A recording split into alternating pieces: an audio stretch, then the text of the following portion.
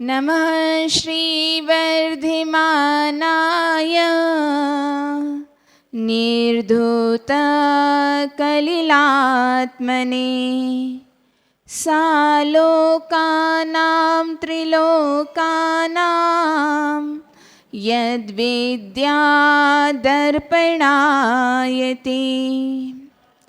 जय जय मुनि संगनायक गुरुवर, जय जय परम वितरागी, जय जय दर्शन ज्ञान चरितधर, जय जय सर्वस्व त्यागी।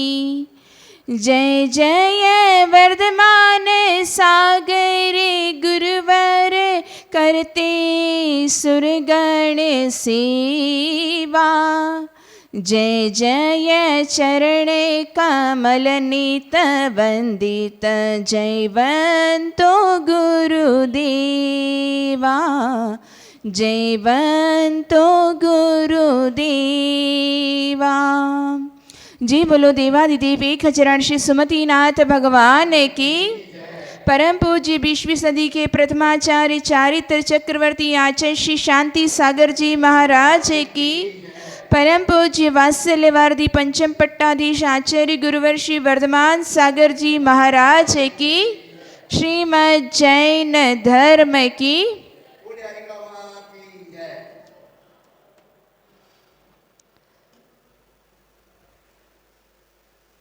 आज की प्रातःकाल की मंगल बेला आप सभी लोगों ने जिनेंद्र भगवान के दर्शन से अपना कार्य करना प्रारंभ किया। कहते हैं बड़े ही पुण्योदय से हमें अपने जीवन में देव शास्त्र गुरु का सानिध्य प्राप्त होता है।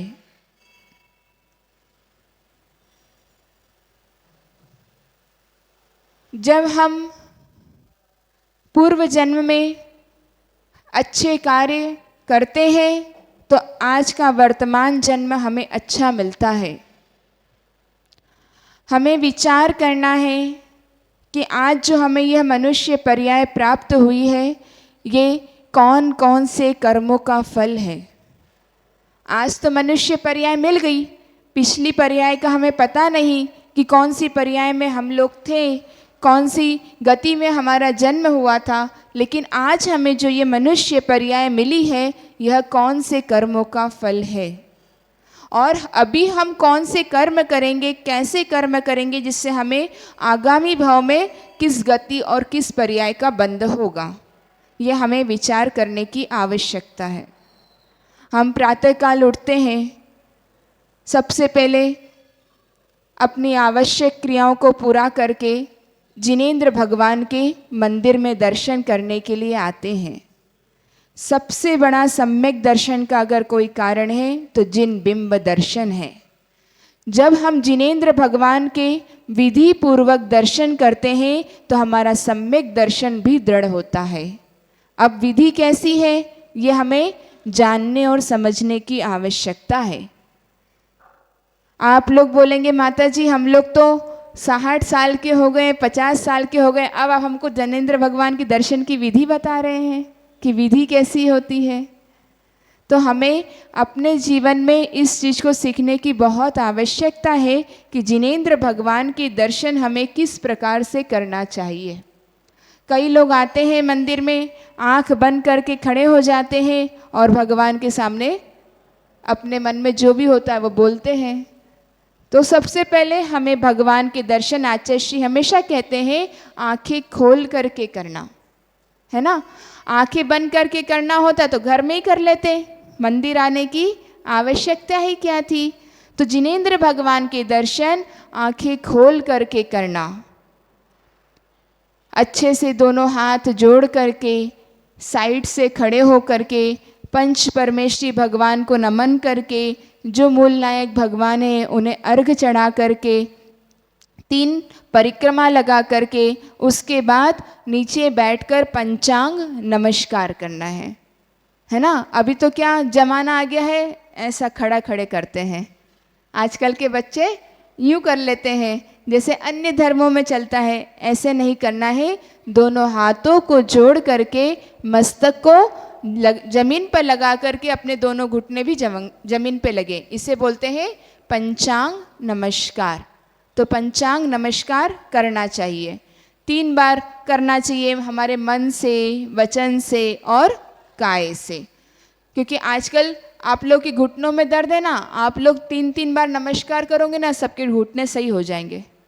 पहले होते थे कि घुटनों में दर्द है इतने? हाँ, क्यों नहीं होते थे?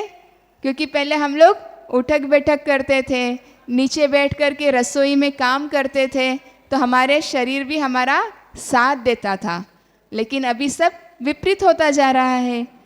तो जब हम भगवान की भक्ति अच्छे से विवेक पूर्वक, श्रद्धा पूर्वक, आस्था पूर्वक करेंगे तो हमारे शारीरिक कष्ट भी दूर हो जाएंगे।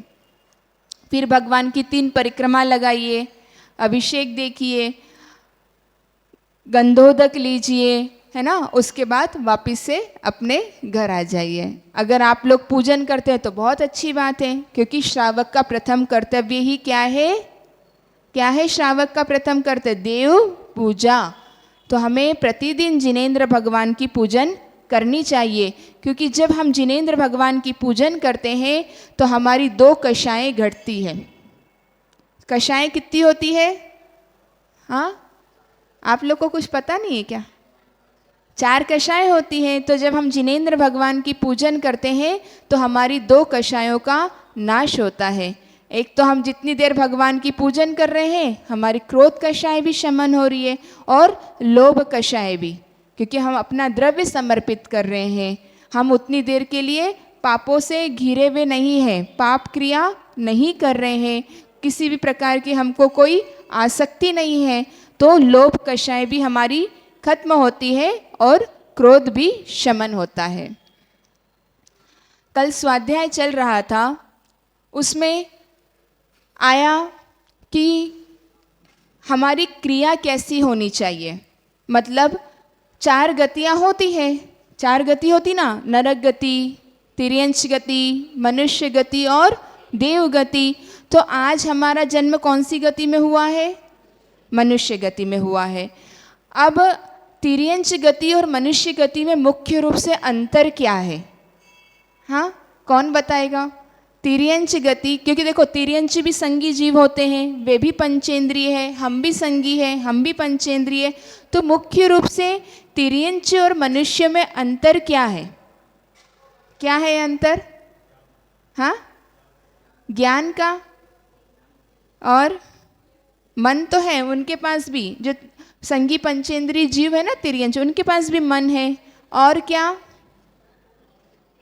बोलते हैं? वो भी अपनी भाषा में बोलते हैं, व्रत भी धारण कर लेते हैं, अणुव्रतों को।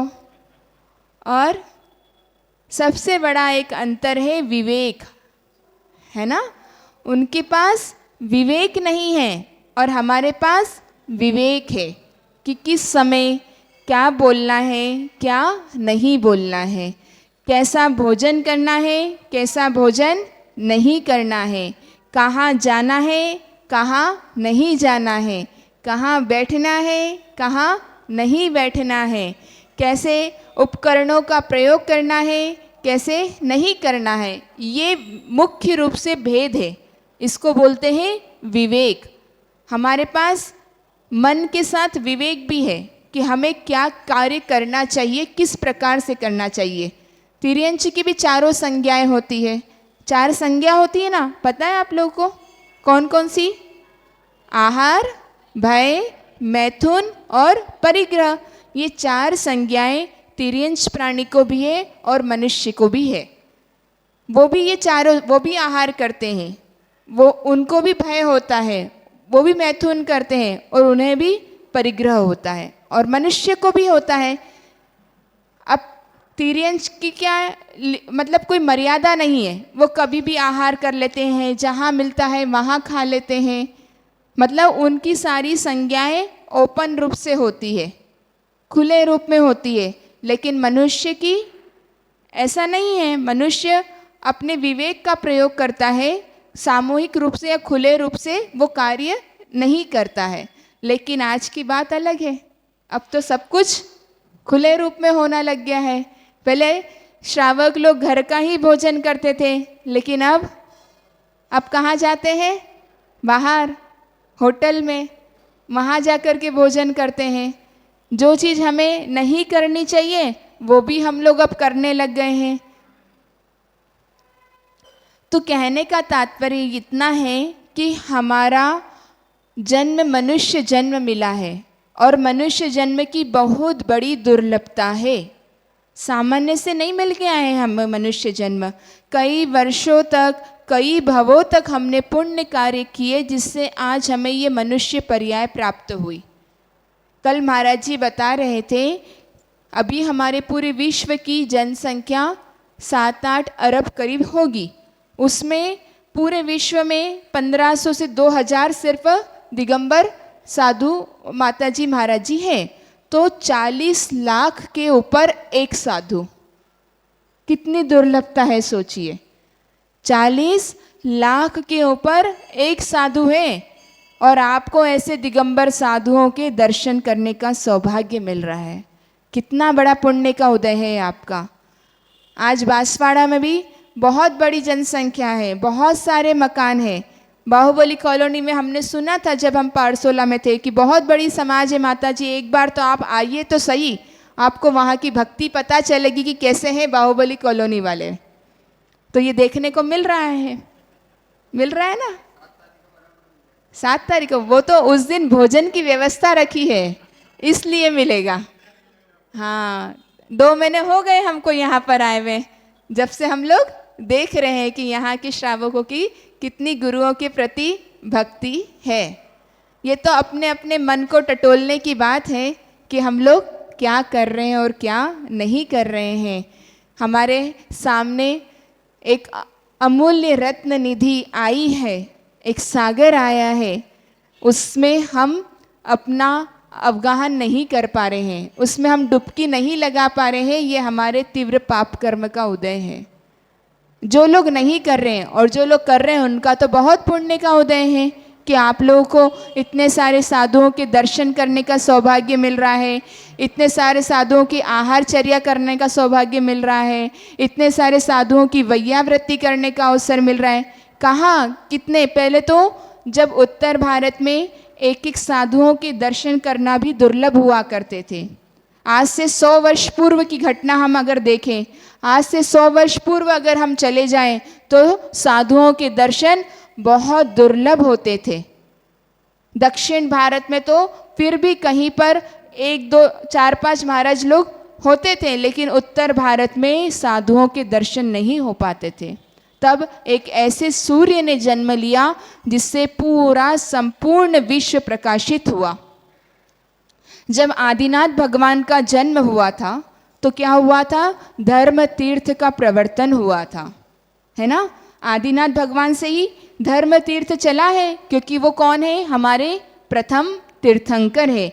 लेकिन जब आचार्य श्री शांति सागर जी महाराज जी का जन्म हुआ दक्षिण भारत में, तो मुनि धर्म का प्रवर्तन हुआ। उसके पहले हमें मुनिचर्या देखने का सौभाग्य नहीं मिलता था, क्योंकि कहते हैं गुरु वचन आपत्तियों में भी पथ प्रदर्शित करते हैं। आचार्य शांति सागर जी महाराज जी के वचन, जब विपरीत परिस्थितियां थी, विपरीत समय था, आज तो हमें बहुत अनुकूलता का वातावरण मिला हुआ है। कुछ भी नहीं करना पड़ रहा है, आराम से साधुओं के दर्शन हो पा रहे हैं। हमारे मंदिर सुरक्षित है, जिनवाणी की भक्ति, जिनवाणी का स्वाध्याय अध्ययन हम सब कुछ कर पा रहे हैं। लेकिन उस समय कुछ भी संभव नहीं था। उस समय मुगलों का शासन था, अंग्रेजों का शासन था, तो हमें कोई भी वस्तु आसानी से नहीं मिल पाती थी। हमारे मंदिरों पर अजैन लोगों ने, दूसरे लोगों ने कब्जा कर लिया, लेकिन आचार्य श्री शांति सागर जी महाराज जी ने उन्होंने अपना भी नहीं देखा, अपना तन, अपना मन और अपना पूरा जीवन अर्पण कर दिया जिन धर्म और जिन संस्कृति की सुरक्षा में। अगर आज आचार्य श्री शांति सागर जी महाराज जी नहीं होते तो आज हमें जिनेंद्र भगवान के दर्शन नहीं हो पाते। आज हमें दिगंबर साधुओं के दर्शन नहीं हो पाते, आज हमें जिनवाणी का स्वाध्याय नहीं मिल पाता। एक बार की बात है, आचार्य श्री शांति सागर जी महाराज जी का विहार चल रहा था। आचार्य श्री शांति सागर जी महाराज जी सोलापुर से निकले सम्मेद शिखर की यात्रा के लिए। सम्मेद शिखर की यात्रा का मन में भाव आया एक बंबई के निवासी पूनम चंद जी घासीलाल जी जवेरी के मन में कि हे गुरुदेव, हे भगवान, हमारी ऐसी भावना है कि तीर्थराज सम्मेद शिखर की यात्रा आपके सानिध्य में करने का अवसर मिले, क्योंकि पहले तो इतने साधन नहीं होते थे, श्रावकों को भी बड़ी मुश्किल से यात्रा करने का सौभाग्य मिलता था। तो सबने एक भावना व्यक्त करी, तो आचार्य शांति सागर जी महाराज जी ने सहर्ष स्वीकृति प्रदान करी कि ठीक है, संघ सम्मेद शिखर की वंदना के लिए विहार करेगा। तो पूनम चंद जी घासीलाल जी ने पूरी व्यवस्थाएं बनाई श्रावकों के लिए। जिनेंद्र भगवान का मंदिर रथ तैयार किया, चैत्यालय, उसमें प्रतिमा विराजमान करी। और क्योंकि जो श्रावक लोग रहेंगे वो किसके दर्शन करेंगे, व्रती लोग भी होते थे, तो बिना देव दर्शन के तो भोजन नहीं किया जाता है। तो साथ में जिनेंद्र भगवान रथ पर विराजमान किए और लगभग 5,000 10,000 लोग यात्रा के लिए निकले। उसमें सभी के लिए पूरी व्यवस्थाएं की गई। पूरे देश भर में ये इसका अनाउंसमेंट किया गया कि जो भी सम्मेद शिखर की वंदना करना चाहते हैं वे सादर आमंत्रित थे। तो ऐसा करके वो विहार प्रारंभ हुआ। मार्ग में कई विघ्न भी आए, कई परिस्थितियां हुई, क्योंकि इतना बड़ा समुदाय विहार कर रहे हैं, पुलिसकर्मी भी साथ में रहे। और एक बार क्या हुआ, आचार्य श्री विहार कर रहे थे और बहुत सारी बेलों का झुंड दौड़ते हुए आया। सब लोग घबरा गए, इधर उधर दौड़ने लगे कि अब क्या होगा। सामने से मुनिराज आ रहे, उधर से बेल दौड़ रही है, क्योंकि डर तो लगता है ना तिर्यंश प्राणी से कि कहीं कुछ घटना नहीं घट जाए।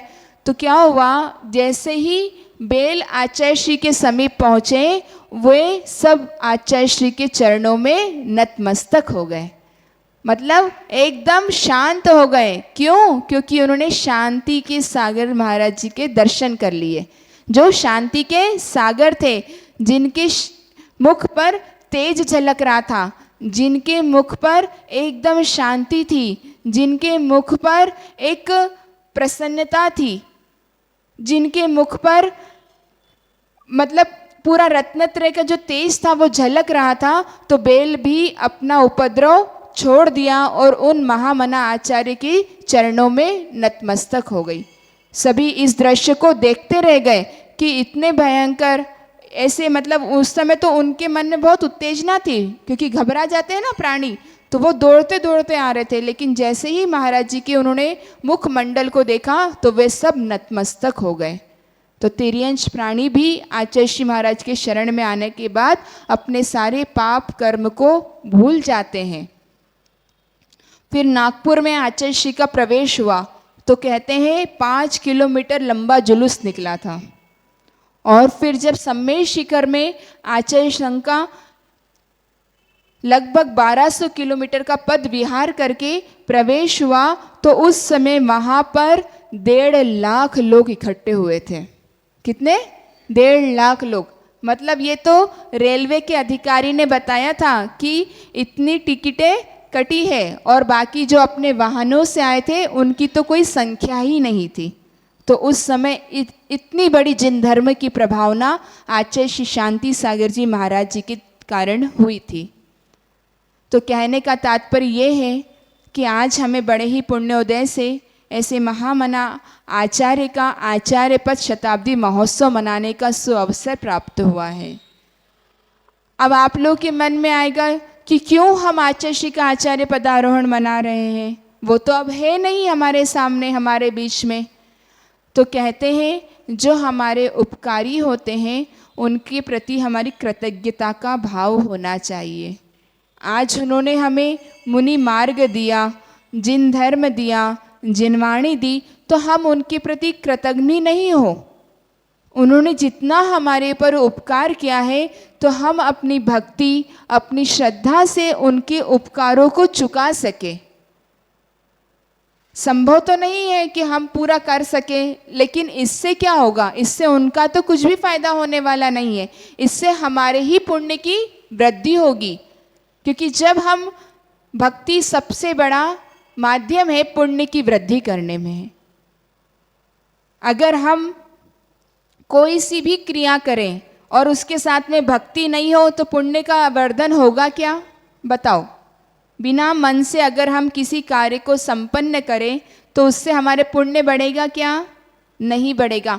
तो वो भक्ति ही एक ऐसा माध्यम है जिससे हमारे पुण्य की वृद्धि हो सकती है। और आज पंचम काल में हम बहुत अधिक तपस्या नहीं कर सकते, जंगलों में नहीं रह सकते, मासों के उपवास नहीं कर सकते। पहले के मुनिराज तो 1-1 वर्ष तक उपवास कर लेते थे, 1-1 वर्ष ध्यान में खड़े रह जाते थे, कितने कितने विशिष्ट तप करते थे, तपस्या करते थे। लेकिन आज के युग में हमारे पास वो सहनन नहीं है, क्योंकि अभी कौन सा काल चल रहा है? पंचम काल चल रहा है। तो वैसी द्रव्य, क्षेत्र, काल, भाव नहीं है कि हम इतनी बड़ी तपस्या कर सके। लेकिन आचार्यों ने बताया है कि आपके पास भले ही शक्ति नहीं हो, लेकिन एक चीज़ है जिससे आप पुण्य का संचय करके अपने संसार का अंत कर सकते हैं, और वो क्या है? क्या है? भक्ति। भक्ति ही एक ऐसा माध्यम है जिससे कि हम पुण्य का संपादन करके अपने संसार को कम कर सकते हैं। अनादिकाल से हम लोग संसार में भटकते आ रहे हैं। 84 लाख योनियों में कई बार हमारा जन्म और मरण हो चुका है, फिर भी अभी तक हम थके नहीं हैं, है ना?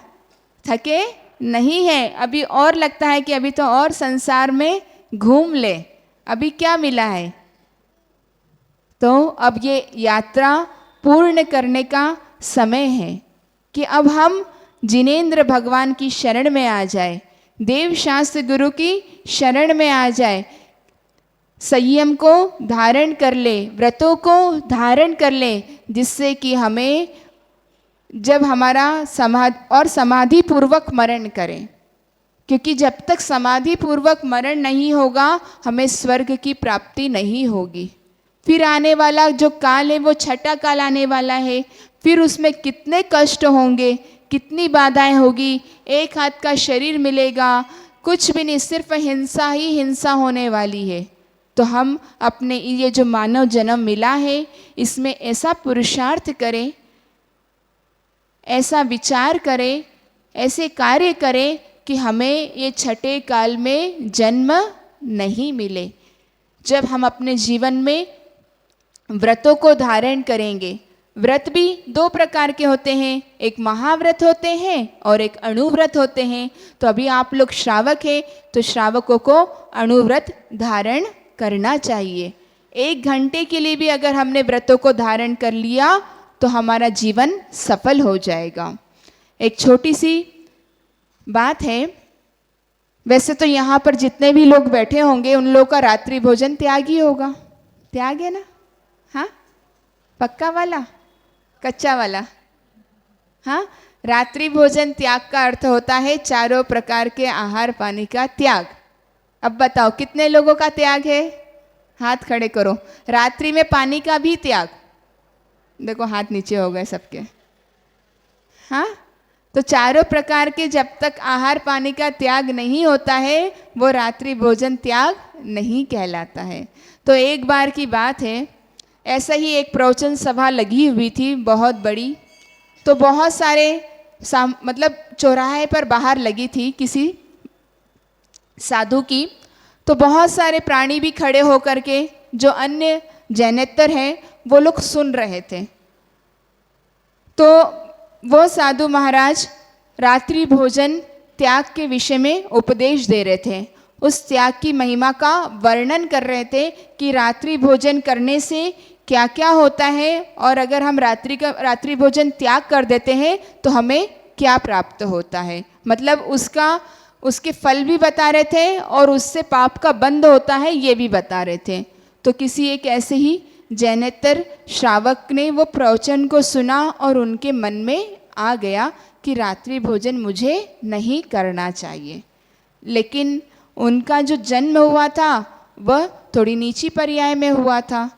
वो रात्रि भोजन का त्याग नहीं कर सकते थे हमेशा के लिए जीवन पर्यंत, क्योंकि जो उनके घर का वातावरण था तो रात में 9 बजे के बाद ही भोजन होता था। तो उस महिला के, वो एक महिला थी, तो उस महिला के मन में आया कि अब मैं क्या करूं। तो महिलाओं की तो होती ना, पेट में कुछ बातें नहीं रखती है। तो उसने अपने पति को जाकर के बता दिया कि आज मैं ये नियम लेकर के आई हूँ। अब उसके पति क्रोध आवेश में आ गया कि तुमने ये नियम कैसे ले लिया, क्योंकि उसका ये भी व्रत था कि जब उसके पति भोजन करते थे उसके बाद ही वो भोजन करती थी। तो अब उसने ये नियम लेकर के आ गई कि मैं क्या नियम लिया। उसको मुनिराज ने, उसने पूरी परिस्थिति बताई तो मुनिराज ने उसे ये नियम दिया कि तुम रात्रि के अंतिम प्रहर में भोजन नहीं करना, है ना, क्योंकि उसकी परिस्थिति वैसी थी। तो उससे ये नियम दिया कि तुम रात्रि के अंतिम प्रहर में भोजन नहीं करना। अब अंतिम प्रहर कौन सा होता है? हाँ, 12 बजे के बाद वाला, है ना, मतलब जो रात के 3 बजे से सुबह उठते हैं ना अपन, उस समय का। तो उस समय का उससे नियम दे दिया। तो उसने बोला ठीक है महाराज जी, ये तो हो जाएगा, क्योंकि हम लोग रात की 10-11 बजे तक भोजन कर लेते हैं, तो उस समय तो सोए रहते हैं, तो भोजन करने का सवाल ही नहीं उठता है। अब मुनिराज भी भव्य थे, वो जानते थे कि इस जीव की होनार क्या होनी है। तो उसने आकर के पति को बताया कि मैंने इतने बजे से इतने बजे तक रात्रि भोजन का त्याग का नियम ले लिया है। अब क्या हुआ, उसके पति ने उस दिन रात को भोजन नहीं किया और जब वो समय आया तभी भोजन करा, और उसकी पत्नी को बहुत बोला कि तुम भी भोजन करो। बहुत उसको मारा, उसको पीटा। अब वो सोचे किसी भी तरह से 6 बज जाए उसके बाद मैं जल मुंह में ग्रहण कर लूँगी। लेकिन उसके पति ने उसकी इतनी पिटाई करी, इतना मतलब उसे इतना कष्ट दिया कि उसके प्राण ही निकल गए। लेकिन वो अपने व्रतों में दृढ़ रही, उसने मुंह में जल भी ग्रहण नहीं किया। उसके प्रभाव से उसका जन्म देवगति में हुआ। सोचिए, सिर्फ रात्रि के 3 घंटे के लिए भी उसे त्याग करवाया और वो अपने व्रतों में दृढ़ रही तो मर करके देवगति में गई। और हम लोग तो थोड़ी सी भी विपरीतता आती है, प्रतिकूलता आती है तो तुरंत अपने नियमों को छोड़ देते हैं। क्या करेंगे, तुरंत छोड़ देते हैं। लेकिन उस महिला ने व्रतों का पालन किया, उसने अपना प्राण बचाने की रक्षा नहीं की, उसने जो मुनिराज से व्रत लिए थे उसकी रक्षा करी और उसके प्रभाव से उसे देवगति में जन्म मिला। तो हमें इन व्रतों की महिमा को समझना चाहिए, छोटे छोटे से नियम अपने जीवन में धारण करें, जिससे हमें ये श्रावक जन्म जो मिला है, श्रावक पर्याय मिली है, इसका हम सही उपयोग कर सकें। आप लोग का सौभाग्य है कि आपको आचार्य श्री वर्धमान सागर जी महाराज जी का इतना लंबा समय, इतने लंबे समय का प्रवास इस बांसवाड़ा नगरी में प्राप्त हुआ। और अभी तो कितनी पिच्छी का सानिध्य मिला है? 50 साधुओं के एक साथ दर्शन का सौभाग्य मिला है। आने वाले 5, 6, 7 तारीख को आचार्य श्री का हम लोग आचार्य पदारोहण दिवस बड़ी ही भव्यता के साथ मनाने वाले हैं, क्योंकि आचार्य शांति सागर जी महाराज जी की जो अक्षुण्ण मूल बाल ब्रह्मचारी पट्ट परंपरा है, उस पे आज वर्तमान में आचार्य श्री विराजमान है। और पिछले 35 वर्षों से वो इस पद पर विराजमान होकर के जैन धर्म की बहुत बड़ी प्रभावना कर रहे हैं। पूरे भारतवर्ष में भ्रमण करके उन्होंने अभी तक 100 से भी अधिक दीक्षाएं प्रदान कर दी। 70-80 भव्य प्राणियों को समाधि संलेखना पूर्वक मरण उनका करवाया। जिससे कि उन्हें देवगति की प्राप्ति हुई और कई भव्य पंचकल्याण प्रतिष्ठाएं भी संपन्न करवाई है। तो हमें ऐसे महामना आचार्य का सानिध्य प्राप्त हुआ है। तो 7 तारीख को आचार्य श्री का आचार्य पदारोहण दिवस है।